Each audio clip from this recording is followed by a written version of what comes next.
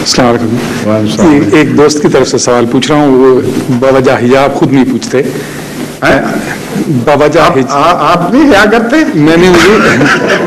میں نے عرض کی تھی کہ میں بھی سوال پوچھنا چاہتا تھا. وہ میں نے حضور کو لکھ کے بھیج دیا. اتنی ہمت نہیں ہوتی تھی لیکن ان کی دل شکنی ہوتی تھی. کہیں آپ حیا نہ کہیں. کیونکہ میں جانتا ہوں آپ بڑے حیادار ہیں ماشاء اللہ. حجاب حضور حجاب ٹھیک ہے. جو سوال یہ ہے کہ اسلامیات کی ایک بچوں کی کتاب میں انہوں نے لکھا دیکھا کہ حضرت موسیٰ علیہ السلام کا ذکر رسول اکرم صلی اللہ علیہ وسلم کے بعد سب سے زیادہ ہے. پتہ نہیں یہ حقیقت ہے یہ نہیں، لیکن بہت کثرت سے حضرت موسیٰ علیہ السلام کا ذکر ہے. اس کی کوئی خاص وجہ ہے؟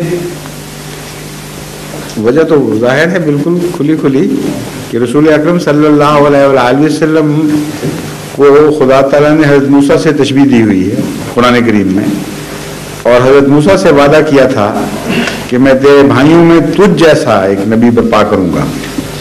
تو شریعت کی جو مشابہت تھی، صاحب شریعت ہونا اور آتشی شریعت لانا اور اپنے زمانے میں غلبہ پانا اور جلال عطا کرنا، بہت سی مثالیں تھیں. اور پھر جس طرح آخری دور میں مسیح عطا کیا حضرت موسیٰ کو، اس طرح رسول اللہ صلی اللہ علیہ وسلم سے وعدہ کیا کہ تیرے آخری دور میں بھی مسیح بھیجوں گا. بہت مشابہتیں ہیں. پھر بدقسمتی سے جس طرح موسیٰ کے آخری دور میں یہود بگڑ گئے، رسول اللہ صلی اللہ علیہ وسلم کو بھی یہ خبر دی اندوہناک کہ آپ کی امت میں بھی آخر میں ایسے لوگ پیدا ہو جائیں گے. اور پھر جس طرح مسیح بھیج کے میں نے پہلے بچایا تھا دوبارہ بھی بچاؤں گا. تو اس لیے جس کے ساتھ قریب کا واسطہ تھا، زمانے کے لحاظ سے قریب تھا، مشابہتیں بڑی تھیں، اس کا ضروری تھا کہ تفصیل سے ذکر کیا جاتا ہے.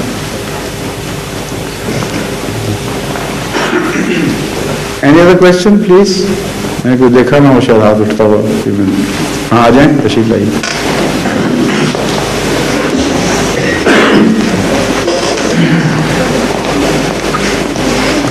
السلام علیکم.